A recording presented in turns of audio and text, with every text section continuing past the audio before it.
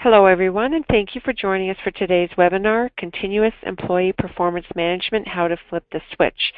Before we begin, I would like to remind you that this webinar has been pre-approved for IHR certification credits, 1 HRCI webcast for certification credit, 1 HRCI e-learning credit, 1 SHRM credit, and 1 World at Work with certification credit.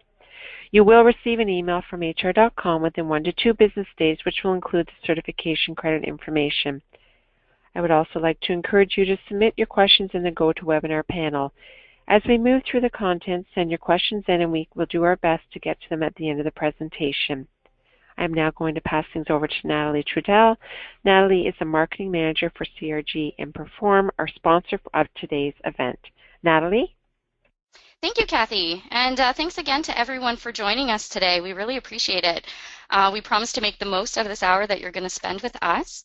As Kathy said, my name is Natalie. I am the Marketing Manager for CRG emPerform.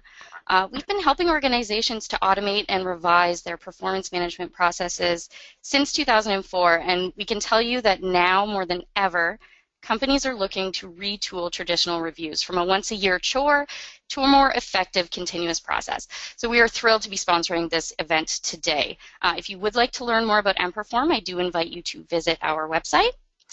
And now I'm happy to introduce you to today's host, Dr. Edie Goldberg. Dr. Goldberg is one of our favorite partners and content experts. She is the principal of E.L. Goldberg and Associates and has specialized in talent management for over 25 years. So she's published and presented at numerous conferences on performance management, career management, competency modeling, and succession planning. She also currently serves as chairperson for the HRPS, which is HR People and Strategy. So thank you very much, Edie. I know you're on the road, so thank you for joining us. And with that, I think I'm going to hand things over to you. Great. Thank you so much, Natalie. And thank you, everyone, for joining me for this webinar. I want to kind of set the stage a little bit and talk about the fact that you guys have been hearing a lot in the press recently about performance management. It's probably what led you to sign up for this webinar.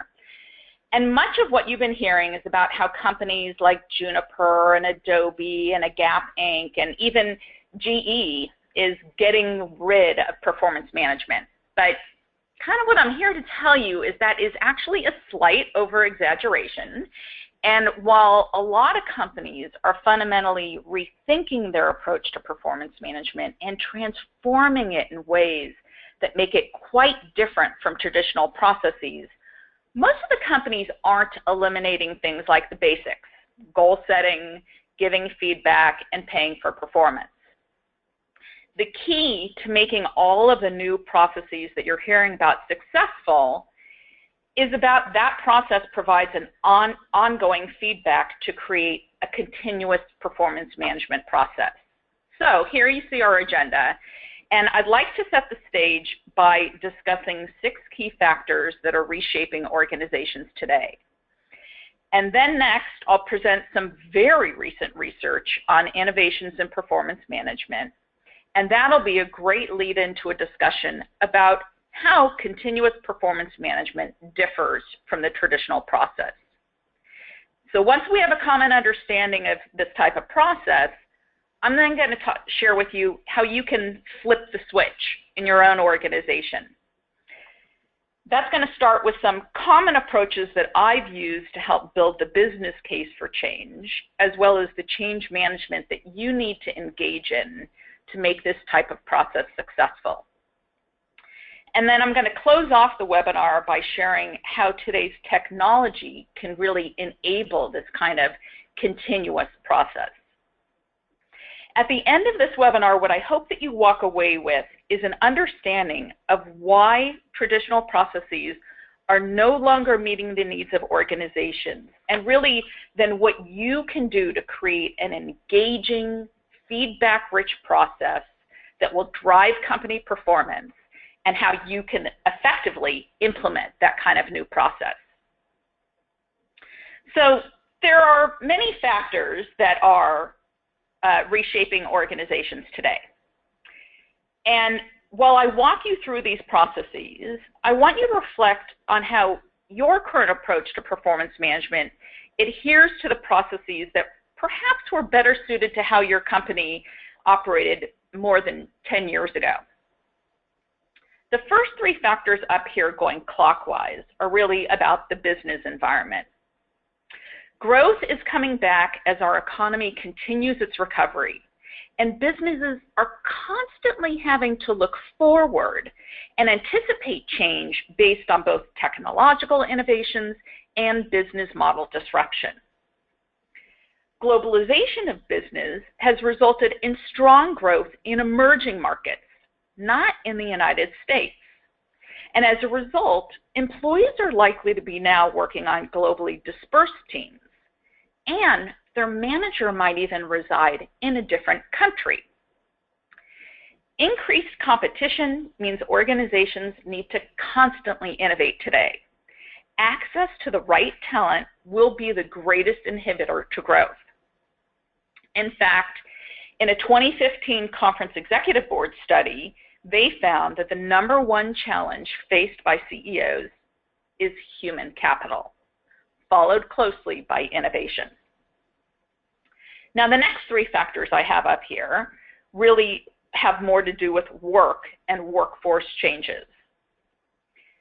Given the pace of change in organizations today, it's imperative that employees are continuously focused on the right goals. When business priorities change, employees have to quickly reprioritize what they're working on and keep their focus on the things that matter the most. With respect to collaboration, more and more people are operating today in teams. Many organizations have also moved to what we call matrixed work structures, making collaboration across boundaries in an organization more important than ever before. And last but certainly not least, we have the workforce. Not only are our employees dispersed geographically, but the type of worker in our companies have fundamentally changed since performance management was first invented. Performance management was born in the industrial era. Today's knowledge workers are motivated by an internal sense of fulfillment, by doing interesting work, and by developing their own expertise. In addition, those millennials, they're starving for more feedback and coaching so that they can have a greater impact in the workplace. These factors really set the stage for why a continuous performance management process is needed for today's organizations.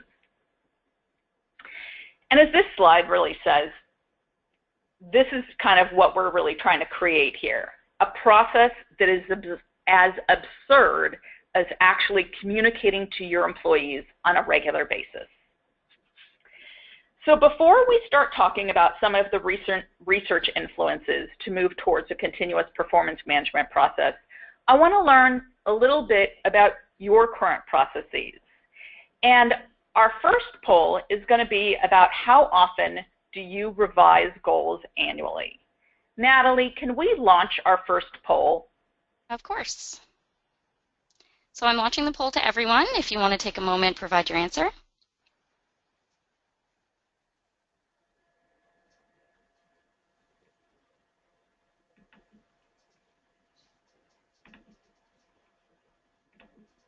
Okay, we have about 80% of people who have responded. I'll just give it another moment. But I think we can share the results now. Okay, so I can see that now. So about, looks like about 50% of you have it going once a year. 36% of you refer to the twice a year process where you set goals once a year and then you check in and have a mid-year conversation. Maybe 10% quarterly, and 4% or less doing it more frequently than that. Okay, so that's really a great setup. Let's see how your answers play out against, I'm trying to, can we go back to the poll now? I mean our slides? Let's see how your answers play out against our, let's see. There we go. How your answers play out against some recent research on this topic. So we just discussed that given the pace of change in organizations today, it's really critical that employees are focused on the right goals.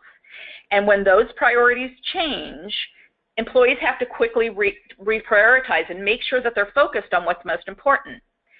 And like your systems today, most traditional performance management systems were designed based on the assumption, and my guess is your senior leadership holds this assumption, that if you set goals at the beginning of the year, that's kind of a really effective way to manage the business.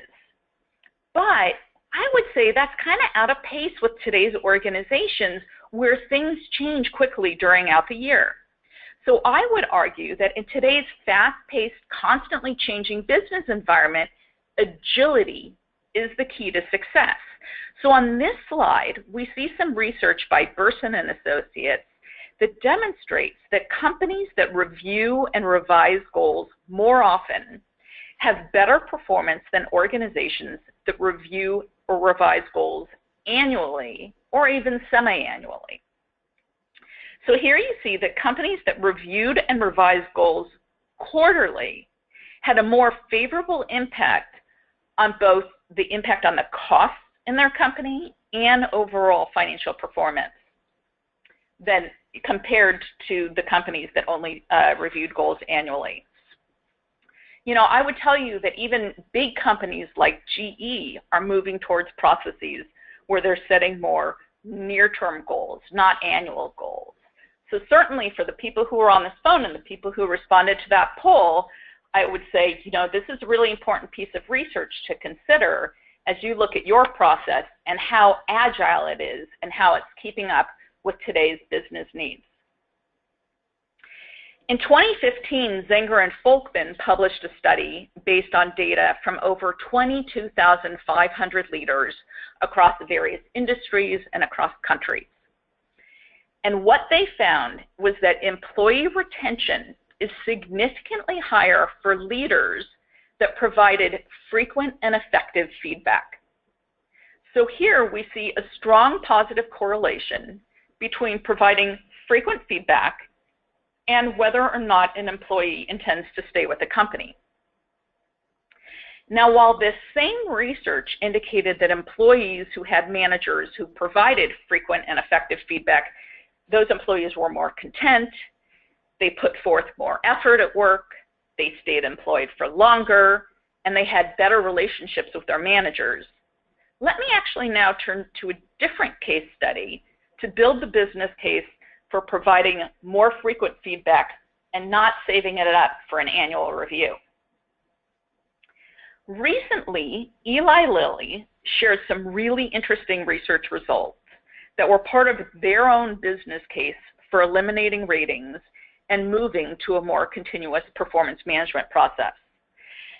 The data they shared here had to do with their employee engagement scores and the impact that it had on employee engagement. But more importantly, it also demonstrated the impact of making a once-a-year judgment on employees on employee engagement.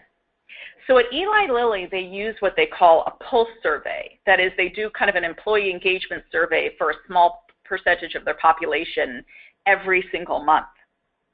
And when they looked at that data over several years, what they noticed was a really interesting trend.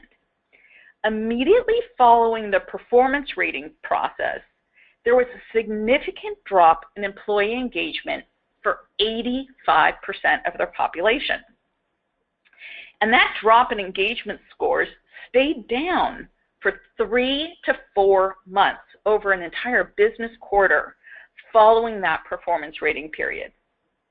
As they dug deeper into their data, they identified that it was the employees who were rated a 4 or lower on their 5-point rating scale that had the biggest drop in engagement. And that equated to 75% of their employee population. What's really interesting was that even the 15% of employees who had a 5 rating, you see here, they had a small dip in their engagement scores, but they recovered much more quickly than the rest of the population. So the researchers at Eli Lilly drew the conclusion that the act of having a rating process at the end of the year was causing a drop in employee engagement. And since employee engagement has been strongly correlated with performance, that meant that their rating process was causing a drop in performance in their company for at least a quarter. This research helped build their own business case for moving away from ratings to utilizing a more continuous approach to performance management. But I might also stipulate that this also proves that saving up that information and rating somebody once a year provides that same kind of effect. So far, I've presented data on the positive impact of setting and adjusting goals more often, and the negative consequences of providing feedback infrequently on both turnover and engagement. Here, I'm sharing with you some research from I4CP that shows us one activity that's really driving business performance is creating and following through on a solid development plan. They found that managers in high-performing companies were twice as likely to create development plans for their employees. So having a process that focuses on employee development has a strong positive impact on company performance. In most companies that I've worked with, when they assess the current qualities of their performance management process, they always tell me it's kind of hit or miss as to whether or not managers actually get to creating that development plan with their employees. Most managers say, you know, I'm just exhausted by the process and I have very little time or energy to actually devote to creating the development plan. Also, managers don't really get training on how to create a quality development plan, so they don't do a very good job at it. This research shows us the importance of focusing on helping individuals grow in development and its impact on the bottom line. So now I want to move to one more study. This is research that was just recently released this year by the Center for Effective Organizations. Let me point out a few fascinating things about this research. Now, first off, the authors, Jerry Ledford and Ed Lawler, they had reached out to a large number of organizations hoping to find a reasonable number of companies that had recently innovated their process. And, you know, a lot of us have heard stories about Juniper, Adobe, and Gap Inc., but a lot of other companies are still expressing some skepticism about doing things like getting rid of ratings. So these authors were hoping that they would get enough responses to make this study actually a good research effort. Actually, they were overwhelmed by the number of responses they got, and they had to shut off the study a month early because they had so much data coming in from companies experimenting with new processes. It was just much more than they imagined. Now, what you see here is that while ratingless reviews get most of the press today, what they found was the most common approach to innovating performance management was actually a move from an annual process to move towards ongoing feedback. 37% of the companies in this study had adopted this new approach to performance management. Ratingless reviews were almost never done in isolation. When companies did eliminate ratings, they almost always moved towards a continuous performance management process approach where they provided ongoing feedback all year long, just like Eli Lilly did. And what's probably the newest approach to performance management is including crowdsourced feedback. And here we see this is also primarily done in conjunction with a move towards a continuous process. Some companies adopted all three new innovations: ongoing feedback, eliminating ratings, and integrating crowdsourced feedback by leveraging social technologies. And I'm going to speak a bit more about crowdsourced feedback and social technology a little bit more later on in the webinar. So now let's dive in and define continuous performance management for you and how it really differs from traditional performance management. In the traditional process, most organizations set goals at the beginning of the year. Some, like you, have mid-year reviews, but virtually all of them evaluate performance at the end of the year. So it's really an annual process. With continuous performance management, the feedback and development conversations happen all throughout the year. It's continuous. So as you can see on this graphic, the core process is still the same. You plan and set goals at the beginning of the year. You coach and develop at some point. You evaluate performance if your system does that kind of thing, and then you pay for performance. What's different here is that coaching is ongoing and feedback is given all throughout the cycle. And goals are constantly being reviewed and adjusted and reprioritized based on changing business needs. So companies like Adobe, GE, Microsoft, and Gap have moved towards this type of process. They've changed their process to either eliminate or, in most cases, completely de-emphasize the end-of-the-year review. And they do that by moving towards regular check-ins where managers and employees meet to discuss progress against goals and ongoing performance in the workplace so that they can make course corrections all along the way. And they can give recognition for excellent work to keep motivation strong and to reinforce positive behaviors. And while some companies, these check-ins are quarterly, in other companies, they actually happen on a monthly basis. And when they do that, it's not a separate performance management process that these managers are engaging in. It's built into the day-to-day management of how work gets done. Some companies are indeed supplementing these face-to-face dialogues with technology that allows for feedback and recognition to come from anyone at any time. So, as you also saw from the earlier research, many of these companies are reviewing and revising goals during those regular check-ins to ensure that the employees focused on the most important priorities as the business needs change during the year. So let me give you a specific example of how this kind of plays out in action. Recently, a client of mine wanted to make sure that their employees were getting more real-time feedback. They already had a recognition program, a technology-based recognition program that they really weren't using to its full capability. So we leveraged not only that kind of feedback as a point of information in the feedback process, but we also integrated a new technology solution to allow them to invite feedback from their peers, as well as allow people to send feedback to people. So I could either ask for feedback or I could just send feedback if I observed somebody.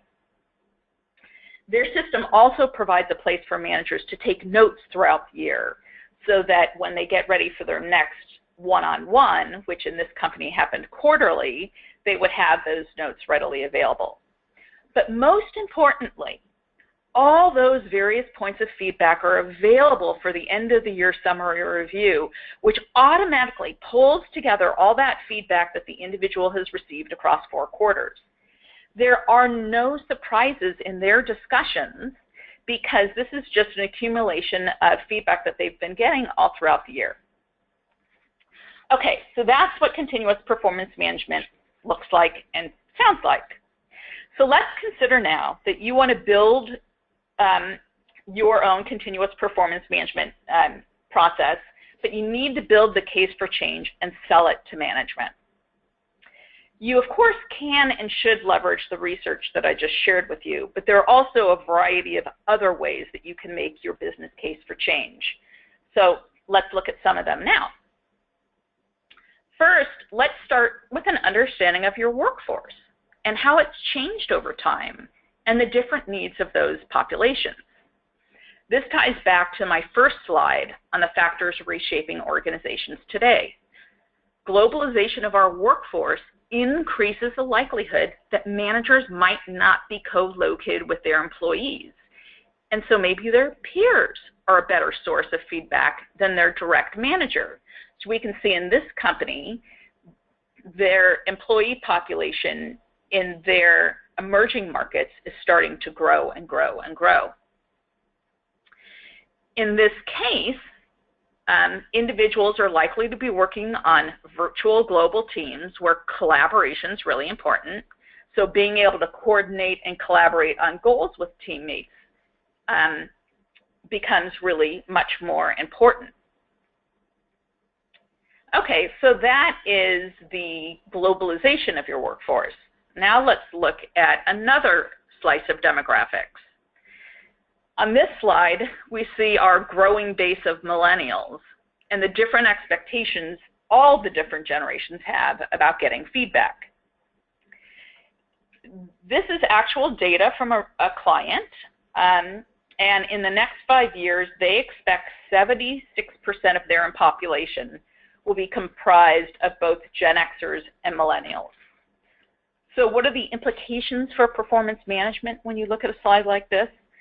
Well, first off, let's start with the expectations around feedback. Both Gen X and Gen Y want more feedback than their baby boomer predecessors.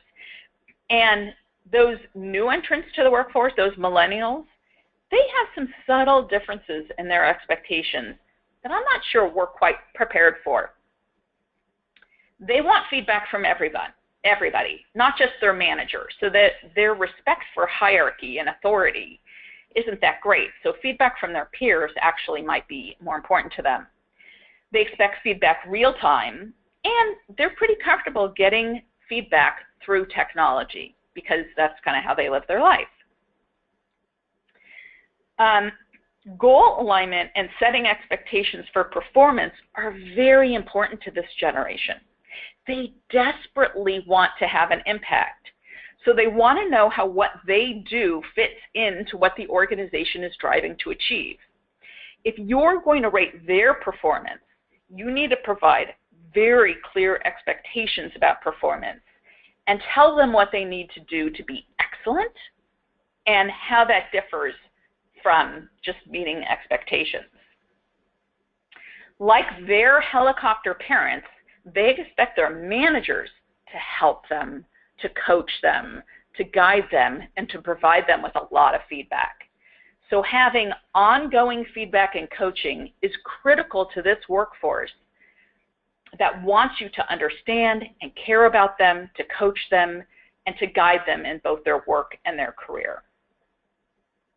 So let's move on from your own demographic data and look at what managers' perceptions are about the process. Here, you can either share external data about manager and employee perceptions about performance management, or you can do your own internal survey. Here, I'm sharing with you some research from Lee Heck Harrison from a recent study that they did in 2015 with 355 HR leaders. Very interesting. This is with HR leaders. They said only 27% of them were satisfied with their current process. 21% thought that it actually develops employees' skills. Only 26% thought it improved employee performance. I mean, isn't that the whole purpose? And 22% thinks it improves employee engagement. These results are actually, sadly, strikingly similar to other research that you can get from SHRM, who reports that 75% of HR executives would give their own process a C or below, or the Corporate Leadership Council that would say that 90% of managers think the process is ineffective and it doesn't deliver business results. So surveys on perceived effectiveness is one approach to making your case for change. Here, I share with you an example from a focus group that I recently ran with both employees and managers. And of course, I did those focus groups separate, but while survey data is really efficient, focus group data is really rich with information that can emotionally connect with your leaders. So this is actual feedback data that I shared with an executive leadership team, and it really got them to sit up and take notice about the process. In terms of overall, the managers said they spent a disproportionate amount of time preparing for and documenting versus actually having dialogue with their employees. That kind of goes back to that early slide that I shared with you about actually talking to people. Employees said, well, you know, the process is just an exercise in futility. We really want shorter, more frequent reviews with more meaningful dialogue rather than being talked to. With respect to goal setting, people said, that's not really how we manage our business. Or when we talk about things, we talk about tasks. We don't talk about goal achievement. And with respect to feedback, managers said, we never really received any training, so we don't quite know how to do this. And employees said, what feedback? There's no actual dialogue. A manager inputs something into the system and there's no conversation about it. Development planning was no more than a check-the-box activity. And managers shockingly reveal, when it comes to evaluation, that they actually re-engineer the ratings to the distribution that management wants, rather than really rating people based on the performance that they think that they deserve. So really powerful data to communicate to your senior leadership team. Now, with several clients, I've actually calculated the current investment the company is making based on the time spent that they in every aspect of the process, and I just multiply that by the number of employees and the number of managers and their pay rate. So for this particular client, they spent almost $1 million a year on the process. And so the question that I asked of them, is this the best use of $1 million? Now, I have to point out to you that if you move to a continuous performance management process, you're not necessarily going to be spending less time engaged in performance management activities. However, I do fundamentally believe that you'll have more impact and have a better chance of improving the company's business performance. Now, I'm not quite sure how bright and shocking this is on your screen, but with a much larger investment, you can benchmark your process against your most respected peers to find out what they're doing. This is a real example of a benchmarking study that I completed with a client, but the names are removed to protect the innocent or guilty if you're company number 2. But company XYZ on the far right side was my client. And what we were doing was we were comparing how innovative their practices were relative to their peers. So green is really innovative, yellow is like moving in that direction, and red is stuck in the dark ages. What was most interesting about this research is that we uncovered a trend that was happening across all of their peer companies. At all of the companies we interviewed, they were currently looking at how to improve the coaching and development aspects of their process. They recognized that that would become increasingly important for attracting and retaining talent in the future. So most of these companies were looking to not only move to a stronger developmental component in the process, but also a move to more ongoing coaching and feedback, which obviously is supportive of what that Center for Effective Organization research showed us. And finally, some executives are really persuaded to know what the trends are that are going on. So I've used a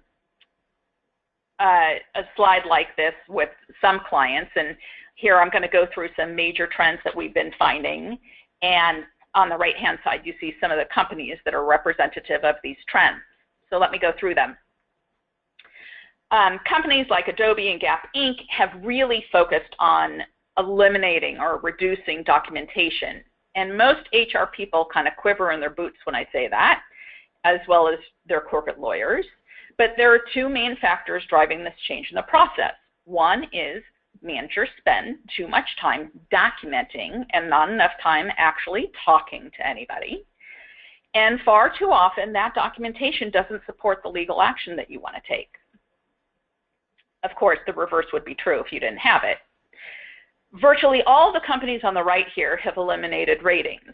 But as you saw from the study from the Center for Effective Organizations, that's rarely done in isolation of ongoing feedback. Companies are eliminating ratings to put more focus on the dialogue and to minimize the unintended consequences of rating a majority of your employees meets expectations. A label that I would argue feels demeaning for most people, particularly because everybody thinks they're above average. This trend is heavily influenced by the research coming out of the field of neuroscience, and in particular of David Rock's work with a SCARF model. The concept of looking forward and coaching for performance versus looking backward and evaluating performance is another significant shift. Now, this places less emphasis on evaluation and more on providing employees with the skills and information that they need to be successful. So in this new coaching for performance approach, we see a change in the dynamics of the conversation to creating more of a two-way dialogue and more of a change from focusing on the past to helping employees be successful in the future. Having managers be more supportive and provide more coaching that will facilitate their ongoing improvement supports what's called a growth mindset. And that's really becoming the cornerstone for performance management in companies today. In several projects I've worked on, we've analyzed the difference in payouts to employees across the rating system and the time that it takes to get to those ratings. So it turns out, for the most part, we spend a ton of time agonizing over decisions that have very little real impact on the employee, nothing more than a few extra take-home dollars. So we're seeing a shift to focus on simplifying the rating process. Now, simplification might take the form of eliminating weightings of goals, reducing the number of goals, reducing the number of ratings, or eliminating ratings altogether. Every different company takes their own path. One path for simplification involves either simplifying the rating scale to include only 3 levels of performance. So you're either in the top 10%, you're at risk of losing your job, or you're performing well as expected. Or companies have no rating scale at all, and they just communicate those kind of 3 basic thoughts about performance. Now, these companies are focused on recognizing and rewarding exceptional performance, and then communicating to the rest of their employees that their work is deeply appreciated, and they'll continue to be paid fair relative to the market, with their adjustments reflecting either an increase in proficiency or scope of the role or simply a cost of living increase. Now, that effort has resulted in adhering to less strict guidelines and letting managers use their budgets as they see fit, with broader guidance provided to help them make effective compensation decisions. That relies more on management judgment than a formula. The guidance provided is often based on the values that a company holds regarding pay and performance.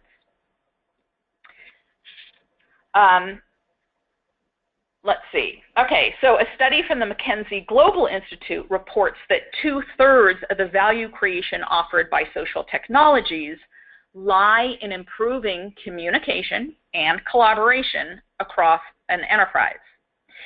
McKinsey estimates that by using social technologies, companies can see a rise in productivity of their knowledge workers of 20 to 25%.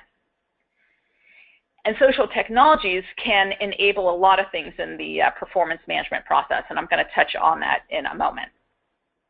So most of the above trends are resulting in a move to providing more ongoing performance coaching and feedback and recognition, as well as providing employees the opportunity to review and revise goals more frequently. Okay, so now you've decided to change your process, and you want to know, what steps do I take to ensure that this is a success? Implementing this type of change requires a significant change management effort on the part of most organizations, and I don't want to underestimate that. Most managers are primed to hate performance management and to dread those dialogues that they have with employees, particularly because they don't have the skills. So in order to effectively reimagine your process, you need to consider these critical success factors. The first is executive leadership sponsorship, meaning they have to back the new process in every meaningful way, including making time for the necessary training and setting the expectations for managers that they make the time for more frequent dialogue about performance with their direct reports. A good change management plan that carefully considers all communications, necessary skill development, and appropriate reinforcement of the desired behaviors. It also helps manage any related processes so that they support each other rather than conflict with each other. What I have found in various engagements that I've worked on, if you don't give serious thought to the rebranding of your process and communicate it in a thoughtful way, people just view it as a flavor of the moment, and they're going to wait for it to pass. Using a branding campaign to signal to the organization that this is different is something that's really important. Let me give you a few examples.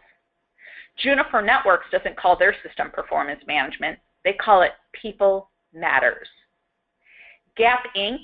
calls their process Grow, Perform, Succeed, which is really catchy, knowing that GPS is their stock symbol. And of course, many of you have heard that Adobe calls their process check-in, because it's nothing more than checking in regularly to ensure progress is being made as needed. Next, you need a training process for both managers and employees on the skills needed to deliver the new continuous performance management process. Skills that don't come naturally to most people. And finally, you need to agree on the metrics against which you'll evaluate success once the process is changed. So the companies that I've worked with who successfully managed to change to this type of process have adhered to all these key points.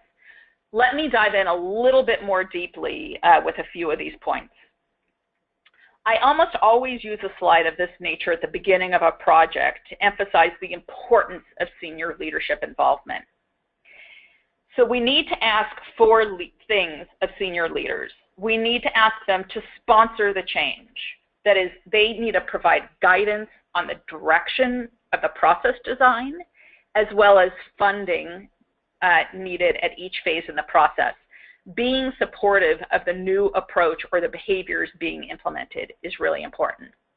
We ask them to champion the process by incorporating messages about the new process or expectations into their formal and informal communications. We want them to lead the change by going first, by being trained, and by using the new tools or processes that you create, and by kicking off training events to show their support for those. And finally, we ask them to reinforce the new process by recognizing and rewarding employees who embrace that new change. It's important to remember that research consistently confirms that the most powerful force for change is how top executives behave themselves. That is, what are they paying attention to? How are they spending their time? What's on their agenda? And what behaviors do they reward? So let's pause for a moment before the next slide and launch our next poll, which is how effective are your managers at providing feedback and coaching employees towards development? So Natalie, can you launch the next poll? I sure can. So it should be visible now to everyone. If you want to take a moment, just provide your answer.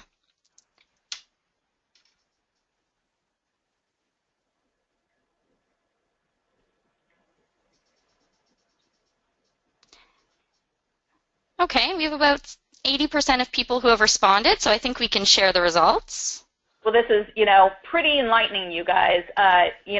Very few people on here have said that it's highly effective or effective, and most of you think it's pretty much hit or miss, right? So that's not uncommon from what I see. And like you, most companies report that their managers aren't really very effective at providing coaching and feedback to their employees. They lack both the discipline and the skills. In fact, I'm currently working with several clients to help them raise the bar with their managers on their ability to coach and develop employees on this ongoing basis. So if you're going to implement a continuous performance management process and your managers aren't highly skilled at having ongoing performance and development conversations with your employees, which is pretty much everybody on the phone, you must dedicate time to developing the skills in the organization. This is the most critical step that you need to take to ensure your new ongoing process is a success. But don't overlook your employees in the process. They also need training on what to expect from their managers, how to ask good questions that will help them get the help that they need to be successful, and if your company allows peers to provide feedback to one another, they need training on how to provide effective feedback to other people. So Natalie, let's go back to the main presentation and continue on. Great. So this slide just shares with you an example of a change management plan from a recent project that I worked on. So you see on the very first, we call these swim lanes, on the very top in green are communication plans. The next line, performance conversations, is what this company calls their process. Then we have compensation. You see leadership framework. We were implementing a new leadership framework at the same time, employee surveys. So you see all the related processes that might be going on at this time. We wanted to make sure that they were aligned. The stars represent where our check-ins were, where those quarterly conversations were happening, and we wanted to make sure that our communications were well placed around that check-in process. So having a great change management plan like this really helps to ensure alignment of key messages, and it reduces an overlap of communications because messages can be integrated across different HR platforms. And it really allows the team to see where they are in the process, what's coming up, and who they need to collaborate with. So while each company agrees on their own set of metrics to measure success against, most companies that I've worked with have utilized an employee opinion survey as a key metric for success. They'll often create some very specific benchmark questions to use that are geared specifically towards assessing the effectiveness of the process. And other metrics are things like reducing turnover, maybe utilization of the system, or an increase of people who are kind of ready now for promotion. Okay, so I've alluded to a couple times that I'm going to talk about technology in enabling continuous performance management. And when most people think about technology and performance management, they really think about automating their current process and simply converting your old process to from a paper and pencil form to an automated system. But you can do that, and the automated system will be very helpful because you can find out where people are in their review process, and you can look at, where people were rated on competencies and kind of where there are overall gaps in the company. And that's really helpful. But with today's technology capabilities, you can go far beyond simply automating the process to help people create a process that's more dynamic by including capabilities that are more social in nature. So some companies are beginning to leverage these social technologies to create a dynamic process, and there are a variety of different ways they can do that. So if you go back and think about our goal setting process, remember earlier we talked about people are working more collaboratively on teams. Well, some platforms allow you to share goals across those teams so that people can find out how others are tracking on their goals, so that we can know collectively how are we performing as a group. Maybe if I can see all the goals that my team is performing on, I can identify where we're falling behind or when a dependent goal is at risk, so I know where to pitch in and help out. Or perhaps as a team, we share a common goal, and we can then, through this system, see how the whole team is performing. And that kind of feedback on progress towards goals is really what makes goals motivating. A second way that we can leverage technology to make the process more dynamic is employees can electronically send feedback, maybe after you give a presentation. Or alternatively, peers can provide recognition or just-in-time feedback for people if maybe they work remotely from each other, or even if they're in the same office, but they're just more comfortable providing feedback using a social platform, just like they do on Twitter or Facebook. In fact, some vendors are even creating platforms that are designed for mobile devices so that recognition or feedback can be given in the moment. Providing a tool that allows for real-time feedback from anyone at any time is a prime benefit of these new social platforms. So these technology tools provide an easier way to gather performance input from people other than just the direct manager, something that your millennials will really appreciate. And managers can get in on this action too, of course, because it's an easy way for managers to share feedback with their employees as well as document their performance observations all during the year. So there really end up being no surprises in this kind of process at the end of the year because people have been sharing feedback all year long, some of it through electronic means and some of it from a live dialogue through check-in processes. So before I open up the webinar to questions, I think we might have a couple minutes, what I want you to take away from this webinar are three main points. First, business dynamics has significantly changed over the past decade, and those changes are really driving changes to how you kind of view your performance management system. So start with an understanding of your own business dynamics. Do you operate in a matrix structure? Do your employees work in teams? Are you globally distributed? Does the pace of change in your company influence the frequency with which you should be setting or adjusting goals? Examine your current processes through the lens of how you operate as a business, and then figure out what you need to change to support your current business operations and your company culture. Second, consider how you can leverage technology not simply to automate your process, but to help you actually create a more dynamic process that provides ongoing feedback and recognition so employees can supplement their coaching that they're getting from their managers and keep them really fully engaged and informed. And finally, employees of all ages are constantly making stay or leave decisions because they have other opportunities. How frequently they're getting recognized for their work or getting information about how to have a greater impact will drive their motivation and desire to stay with your company.